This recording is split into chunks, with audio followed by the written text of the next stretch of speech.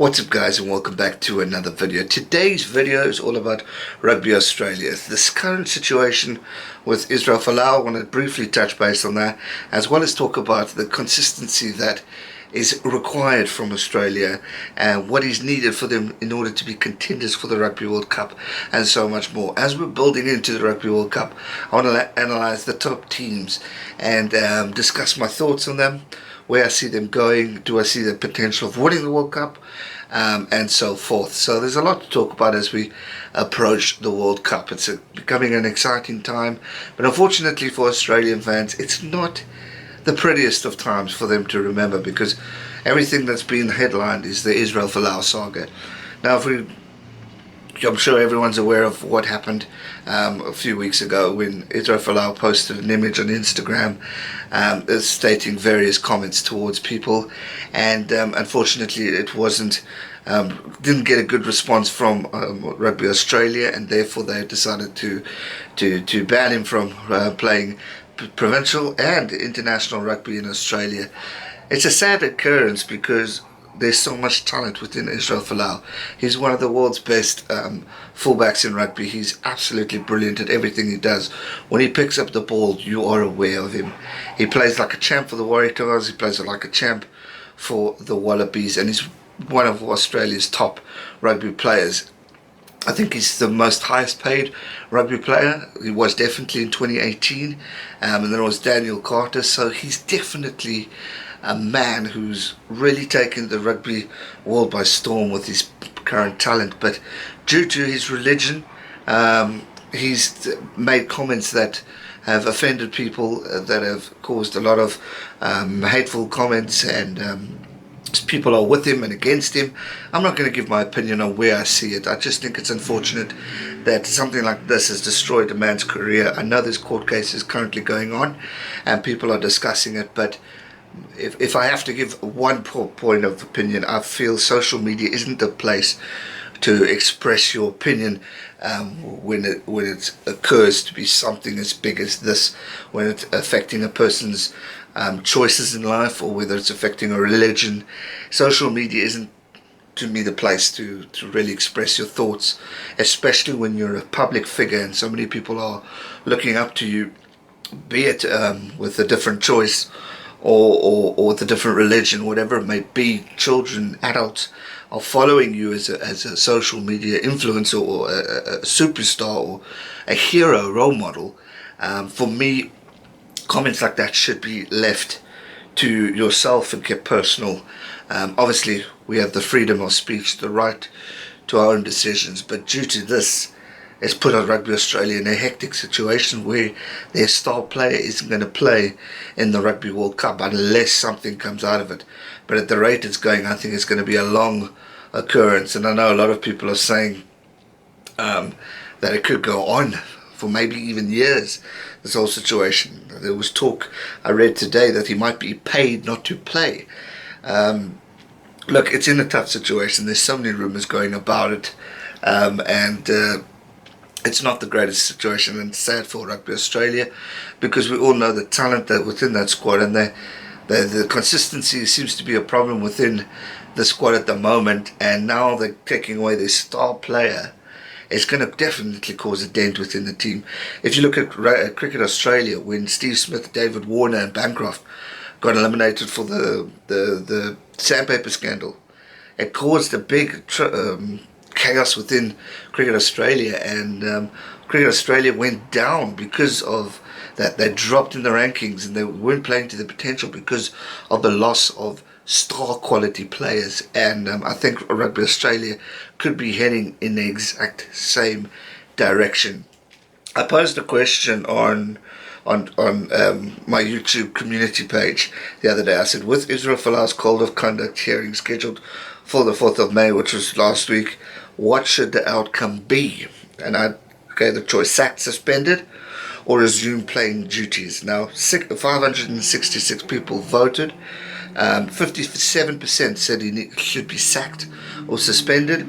and 43% said that he should resume playing duties. So very mixed opinions here, and I was expecting that, to be honest, because people's beliefs and thoughts are very different, and again, it's a big topic, so I don't want to go too much into opinion. I'm more talking about the loss of a rugby player and a figure within Australian rugby, which is definitely going to impact them in the World Cup. Do they have other players of talent? Yes, of course they do. But someone as big as Israel Folau and talented, it's a massive loss. And we've seen it in sport where you don't have that star player. It's a big miss for your team, and emotionally it's going to affect the players. There's talk of player exodus maybe. There's talk of, I mean, the camp must not be the happiest of places, because that's all that's been spoken about.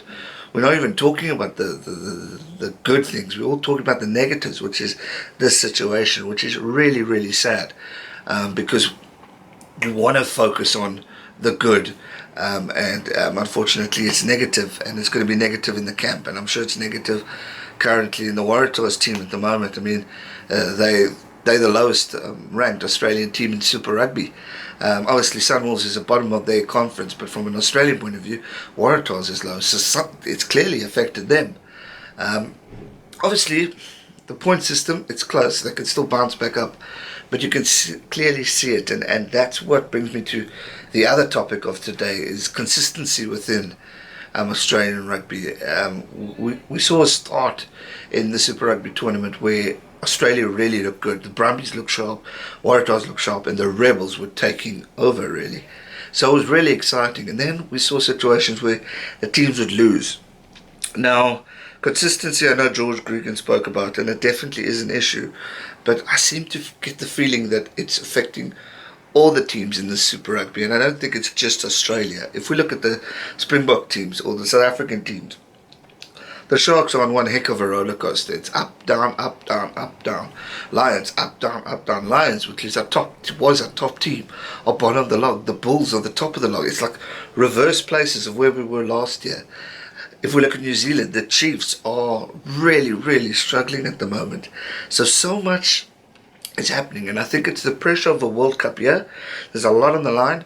You're missing key players, which is definitely a factor, and we can see it.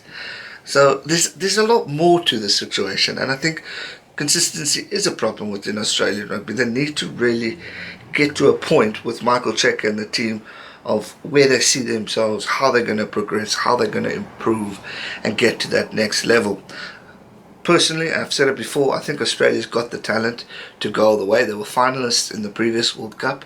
Obviously a lot has changed and a lot has happened, but you still got your Hoopers, your Bernard Foleys, and many other players that are there. Will Guinness looking sharp for the Rebels.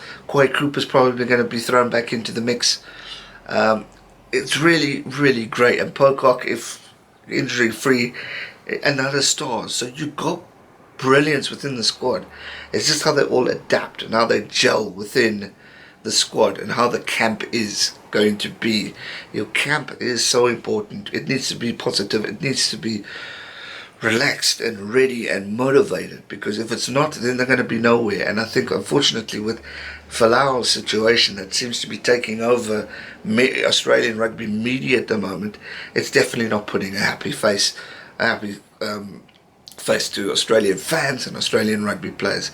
So hope the quicker this story and this court case and the process goes, the better. It needs to be done and dusted so that they can find an outcome, move on, and focus on the World Cup. It is so close, and it's going to come to us right around the corner, and that's something that we need to be on point with, and we need to be ready for, or Australia need to be ready for as they go forward.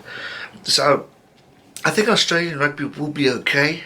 It's just a matter of how quick this process goes, move on from it, focus on the team and the building. I'm sure Cheika's got something in place. I know he said he won't pick Folau, which I don't think is quite his final decision, because it comes down to a team, but also it comes down to what Rugby Australia decide to do in the end outcome. So my thoughts on it, I think it's a sad occurrence, but personally I feel it wasn't a place for social media to express those kind of opinions and comments on various people. Freedom of speech, we all have the freedom to decide on what we want in life, and all that jazz, and I'm all for positive and environment and videos and all that stuff, so hence why I'm not going too much into it. But I personally feel it wasn't a place for social media, and therefore a great career and individual from a rugby point of view has now gone, and that's going to affect his players, his teammates, and the country and the sport. So I hope they can recover and bounce back from this, but it's going to be a long hurdle. Can Australia win the World Cup? Anything is possible, but it's definitely going to be tough. So we'll have to wait and see what happens as we move forward to the Rugby World Cup. Let me know your thoughts in the comment section down below on this whole occurrence. Do you think Australia will bounce back from this? What's your thoughts on the Folau thing? If you don't want to comment, don't comment at all. But let me know your thoughts on Australian rugby. Can they bounce back from the current situation? Thanks so much for watching, guys. Stay safe and never give up. Cheers.